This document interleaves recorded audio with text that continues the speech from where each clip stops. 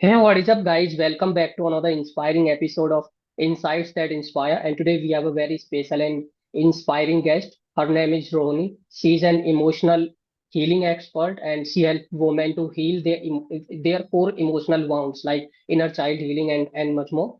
And she's just not an emotional healer. She's also a Reiki healer, Akashic reader, and occult science practitioner. So this is going to be an amazing conversation if you are struggling, you are not able to find peace, or you are struggling with some kind of inner bounds, inner child bounds. So this is going to be very, very, very important podcast for you. Make sure to watch it till then. So Roni, welcome to the podcast. Thank you so much for accepting the invitation. And I'm pretty sure this podcast is going to be very, very insightful. So welcome to the podcast. Thank you so much.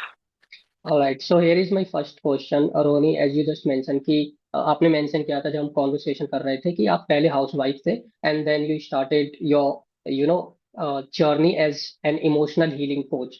So what was the turning point, मतलब कौन सा ऐसा turning point था आपकी life में जिसकी वजह से आपने डिसाइड किया हो कि मुझे इमोशनल हीलिंग कोच बनना है. हम्म। तो ये कोई एक दिन का डिसीजन नहीं था। तो जी. एक्चुअली में मेरी लाइफ में ना कोई डायरेक्शन थी ना कोई क्लैरिटी थी। बहुत ही अर्ली एज में मेरी शादी हो गई थी, ऑलमोस्ट 22 एज में। और ऐसे टॉक्सिक एनवायरनमेंट में मैंने रहना स्टार्ट किया। तो उस वक्त तो यही बोला जाता था कि एडजस्ट करो, तो मैं बस ऐसे ही एडजस्ट करती गई। तो इस एनवायरनमेंट की वजह से मेरे अंदर बहुत सारे इमोशनल वुंड ऑलरेडी हो चुके थे। तो मुझे समझ में नहीं आ रहा था कि मैं अपने इमोशंस को कैसे हैंडल करूं। और ना ही ये अवेयरनेस थी कि इनको हील भी किया जाता है। तो ऐसे ही मैंने काफी साल, यानी कि ऑलमोस्ट 22 ईयर्स ऐसे इसी इसी स्टक थी इसी लाइफ में। फिर 2022 में मैंने अपनी स्पिरिचुअल प्रैक्टिसेस करना स्टार्ट किया, माइंडसेट प्रैक्टिसेस कर रही थी। तो रेकी हीलिंग का कॉन्सेप्ट मेरे सामने आया, तो मुझे लगा कि हाँ चलो कुछ लाइफ में ऐड ऑन करते हैं। और ऑनलाइन ही सीखना था, तो घर पे रह के भी मैं सीख सकती थी। तो मैंने सीखना स्टार्ट किया। तो जैसे मैं उसको सीखती गई, मुझे रियलाइज हुआ कि जो भी मेरे इमोशनल प्रॉब्लम्स है वो मैं इसे हील कर सकती हूँ। तो इस तरह मेरी हीलिंग जर्नी स्टार्ट हुई। तो उस वक्त तो कोई पता नहीं था कि मैं हीलर बनूंगी। हाँ, लेकिन उसके बाद फिर मैंने inner child healing, shadow healing, ये सब सीखा। ह्यूमन इमोशंस को स्टडी करना मुझे बहुत अच्छा लगने लगा। तो जो लाइफ में जो सुकून नहीं था पहले, वो धीरे धीरे वो सुकून अंदर आने लगा, मैं बैलेंस होने लगी। तो इसी तरह जैसे सुकून की तलाश में मैं खुद को पा लिया मैंने। Oh very nice. So can you just tell me more about, जैसा आपने बताया कि आपको कुछ इनर बाउंड्स हो गए थे. सो व्हाट एग्जैक्टली, ये इनर बाउंड्स क्या थे exactly? Can you just tell me more about it? हाँ, मतलब कि जैसे मैं टॉक्सिक एनवायरनमेंट में रही थी, तो बहुत बार डांटा जाता था। मतलब कि जैसे फिजिकल तो नहीं, पर वर्बली एब्यूज किया जाता था, डिसरिस्पेक्ट किया जाता था। तो ये चीजें बहुत हर्ट करती है अंदर से। और हम उसको प्रोसेस नहीं कर पाते, हमें सोसाइटी में सिखाया ही नहीं जाता कि हमें अपने इमोशंस को प्रोसेस कर कैसे करें। ना स्कूल में, कॉलेज में आपको देखा होगा कि कहीं भी इमोशंस को वो वैल्यू ही नहीं दी जाती। तो हमें पता ही नहीं होता कि हम उनको कैसे हैंडल करें। ओके. तो ये सारे प्रॉब्लम थे मेरे अंदर। ओके. फिर उसके बाद आपने काफी सारी हीलिंग प्रैक्टिसेस की, रेकी हीलिंग की, आकाशिक रीडिंग हीलिंग की. तो हाँ। आपकी लाइफ हीलिंग करने से पहले कैसी थी एंड अब आपको अपनी लाइफ में पर्सनली एंड प्रोफेशनली क्या ट्रांसफॉर्मेशन देखने को मिलता है एग्जैक्टली? मेरी लाइफ तो 360 डिग्री चेंज हो गई। पहले तो मुझे खुद पता नहीं था कि मुझे क्या चाहिए लाइफ में, मैं अपनी आइडेंटिटी खो चुकी थी। लेकिन आज मुझे पता है कि मैं क्या हूँ, कौन हूँ, मुझे खुद की वैल्यू पता है। सबसे पहले सेल्फ वर्थ इशू रहता है हर हाउसवाइफ में, तो वो मैंने हील किया। आज मुझे पता है मेरी वैल्यू क्या है, मेरी नॉलेज क्या है। तो ये आज मैं सिखा सकती हूँ, लोगों को भी हेल्प कर सकती हूँ। तो इतना ट्रांसफॉर्मेशन मेरी लाइफ में हो गया, मैं अपने लिए अब जी रही हूँ, अपने लिए स्टैंड ले रही हूँ। तो काफी ट्रांसफॉर्मेशन है। ओके. एंड जैसे आपकी ये जो प्रॉब्लम थी शादी के बाद ही शुरू हुई थी?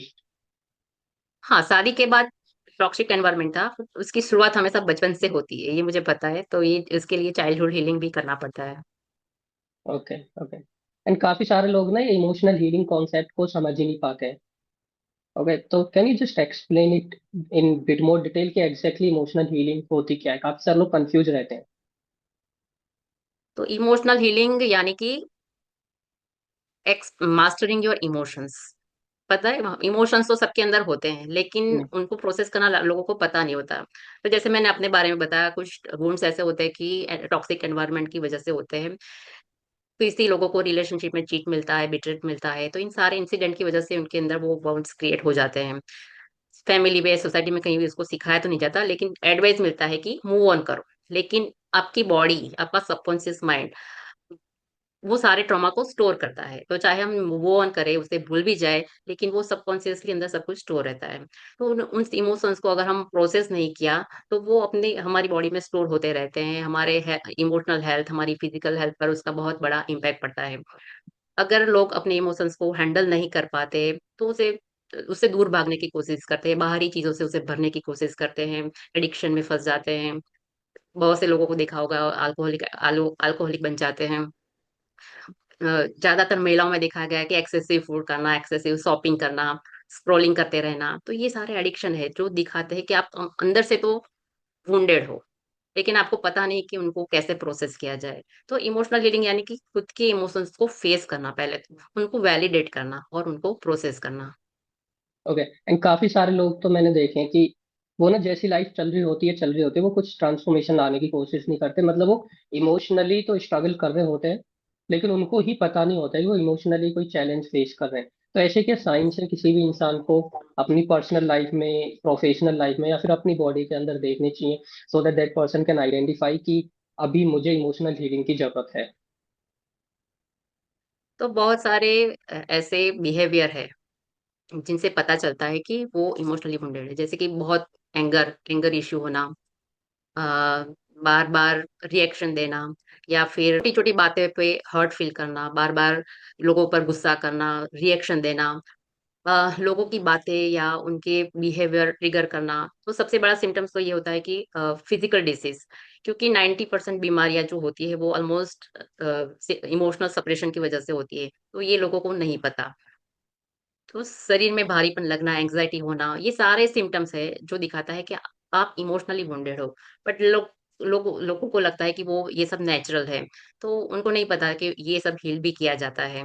तो बाहर से तो सबको लगता है कि सब कुछ ठीक है, तो अंदर से वो नम हो जाते हैं और अपने अपने इमोशंस को फील करना ही नहीं चाहते। तो ये सिचुएशन होती है। ओके। एंड जो आप जो जो आपकी हीलिंग प्रैक्टिसेस हैं, उसमें रैकी हीलिंग भी है जो आप कराते हैं अपने क्लाइंट्स को। रैकी हीलिंग है, आकाशिक हीलिंग एंड अकॉल्ट साइंस है। सो कैन यू जस्ट एक्सप्लेन कि एग्जैक्टली ये तीन प्रैक्टिसेस होती क्या हैं? ओके, तो फर्स्ट ऑफ ऑल रेकी के बारे में बात करेंगे। रेकी एक जापानी हीलिंग टेक्निक है। रेकी का ही मतलब है कि ब्रह्मांडीय ऊर्जा। तो ये हम सिर्फ फिजिकल बॉडी नहीं है, ये ब्रह्मांड भी एक एनर्जी है, हम भी एक एनर्जी है, तो ये इसी कॉन्सेप्ट पे उसकी हीलिंग वर्क करता है। सेकंड है आकाशिक हीलिंग। तो हम सबका एक कार्मिक ब्लूप्रिंट रहता है, जैसे गीता में भी कहा है कि हमने लाखों हजारों जन्म ले चुके हैं, हमने पता नहीं कितने सारे कर्म किए हैं। तो वो सारे कर्म एनर्जेटिकली ब्रह्मांड में स्टोर होते हैं, जिनको हम कहते हैं आकाशिक रिकॉर्ड। तो बहुत से सारे सवाल होते हैं खुद की लाइफ को लेकर कि हम उसको फिगर आउट नहीं कर पाते। तो जैसे मैं स्पिरिचुअल प्रैक्टिसेस करना स्टार्ट किया, तो मुझे खुद बहुत सारे सवाल थे कि why I born in this family, मेरी फैमिली लिनेज से मुझे क्या सीखना है। तो ऐसे सवाल होते थे जो हम बाहर से नहीं फिगर आउट कर पाते। तो ऐसे आंसर हमें आकाशिक रिकॉर्ड से मिल सकते हैं। तो ओके। थर्ड है ऑकल्ट साइंस। तो ये तो टोटली डिफरेंट सब्जेक्ट है, इसमें हम स्पिरिट कम्युनिकेशन, स्पिरिट क्लियरिंग करते हैं, ब्लैक मैजिक रिमूविंग, तो ये भी इसमें होता है। तो ये बस मेरी क्यूरियसिटी थी, इसलिए मैंने सीखा था। तो इसकी अभी ज्यादा प्रैक्टिस नहीं, अभी 6 महीने पहले ही मैंने सीखा है इसको। ओके। ओके। एंड अभी तक आपने काफी सारे लोगों की हेल्प भी की होगी, right? In this healing journey काफी सारे क्लाइंट्स के साथ आपने काम किया होगा, right? तो कोई ऐसी अगर आप केस स्टडी शेयर करना चाहते हो जिसने आपको कम्प्लीटली सरप्राइज किया हो, जिसके ट्रांसफॉर्मेशन ने जो आपको डीपली टच की हो, ऐसी कहानी कोई आपके क्लाइंट की? हम्म अभी तो वैसे तो मैं बिगिनर हूँ, इतने सारे क्लाइंट्स तो मैंने नहीं लिए। पर हाँ, मेरा सबसे ही पहला जो क्लाइंट था, तो इसी सिटी में था, तो उसने मुझे कहा कि मुझे पर्सनली बात करनी है, पर्सनली मिलना है। तो वो हम पर्सनली बात की थी। जब हम मिले, तो 1 घंटा हमने बात की थी। वो कंटिन्यूस रो रही थी, उसकी कंटिन्यूस उसकी आंखों से आंसू बह रहे थे। तो उस हद तक वो अंदर से इमोशनली भरी हुई थी। तो हमने उसकी हीलिंग स्टार्ट की और आज वो बहुत अच्छा कर रही है। उसने कहा कि वो मतलब वो जो उसका भी जो भी इश्यू था इमोशनल, वो उससे बाहर निकल चुकी है और अपनी लाइफ में बहुत अच्छा कर रही है।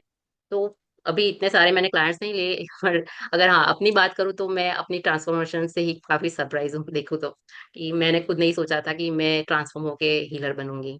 तो मेरी लाइफ का तो ये बहुत बड़ा मैजिक है। बिल्कुल। तो ये जो इमोशनल बाउंस होते हैं, इनर चाइल्ड बाउंस होते हैं, इनसे रिलेशनशिप, फाइनेंशियल सिचुएशन भी इम्पेक्ट होती है। हाँ, रिलेशनशिप में अगर अगर कोई पर्सन अनहील्ड है तो वो सबकॉन्शियसली ऐसे ही पर्सन को अट्रैक्ट करेगा जो अनहील्ड है, राइट? तो जो दो अनहील्ड लोग साथ में आएंगे तो क्या होगा? रिलेशनशिप में इश्यू आएंगे ही आएंगे। तो लेकिन अपने अगर खुद पर फोकस किया, अगर एक उसमें से एक पर्सन भी खुद पर फोकस करके खुद को हील कर सकता है तो वो बैलेंस हो जाएगा रिलेशनशिप में। लेकिन इंडिया के मैरिज को ही मुझे इंडिया का जो भी मैरिज का कॉन्सेप्ट है मुझे वही थोड़ा गलत लगता है। यहाँ के मैरिज में क्या होता है कि दोनों या फिर एक दूसरे पर डिपेंडेंट हो जाते हैं या फिर एक दूसरे को कंट्रोल करने की कोशिश करते हैं। लेकिन मेरा मानना है कि अगर आप रिलेशनशिप में आते हो तो इंडिविजुअल ग्रोथ होना बहुत जरूरी है। तो जितना आप खुद पर फोकस करके चलेंगे तो उतना रिलेशनशिप भी आपका बैलेंस रहेगा। लेकिन अगर फाइनेंशियल की बात करें तो वो एक सीधा माइंडसेट होता है, जो उसके पीछे कोई इमोशनल गुण नहीं होता। ओके। एंड अगर कोई इमोशनली स्ट्रगल कर रहा है या इनर इनर बाउंड से स्ट्रगल कर रहा है, तो कौन सी ऐसी डेली प्रैक्टिसेस हैं जिनको वो फॉलो करे and he can see some changes and transformation. Hmm.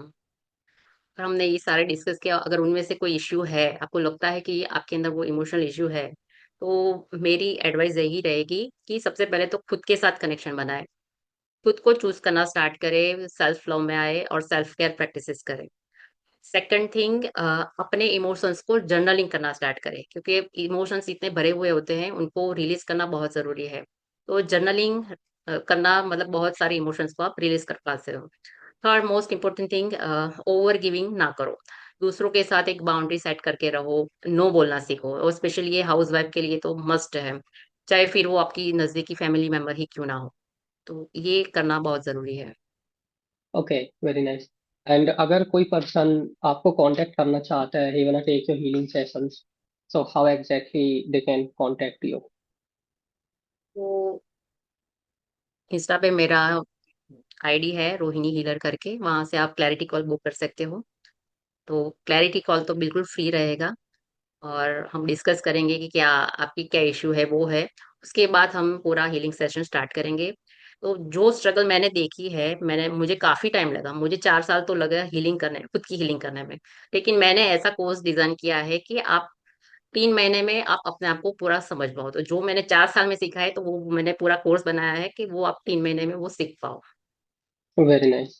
And काफी सारे लोग जो इमोशनली स्ट्रगल कर रहे होते हैं, वो ना जजमेंट का बहुत इशू फेस करते हैं कि अगर वो अपनी पर्सनल प्रॉब्लम्स को किसी के साथ शेयर करेंगे तो उनको जज किया जाएगा। सो how exactly do you deal with it, उनको सेफ्टी फील हो।